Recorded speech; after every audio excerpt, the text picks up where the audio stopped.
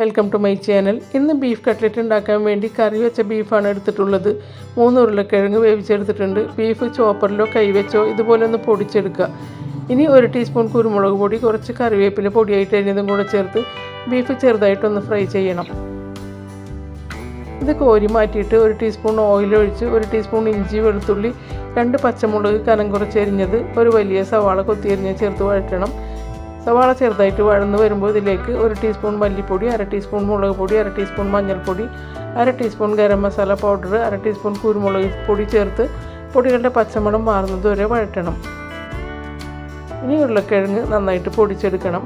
ഇതിലേക്ക് ഫ്രൈ ചെയ്ത ബീഫ് ചേർക്കുക, വഴറ്റി വെച്ച മസാല ചേർക്കുക, 1 ടീസ്പൂൺ ഉപ്പുപൊടി, 1 പിടി മല്ലിയില, 1 പിടി ബ്രെഡ് ക്രംസ് കൂടെ ചേർത്ത് നന്നായിട്ട് കുഴക്കണം. കയ്യിൽ ഓയിൽ പുരട്ടി കുറേശ്ശായിട്ട് എടുത്ത് ഉരുട്ടി ഷേപ്പ് ചെയ്തെടുക്കുക.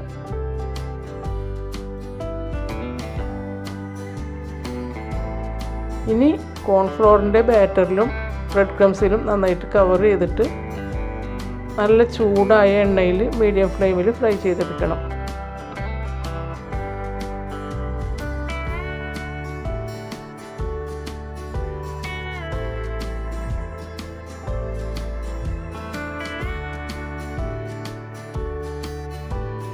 ഒരു സൈഡ് നന്നായിട്ട് കളർ മാറി വരുമ്പോൾ മറിച്ചിട്ട് കൊടുക്കുക.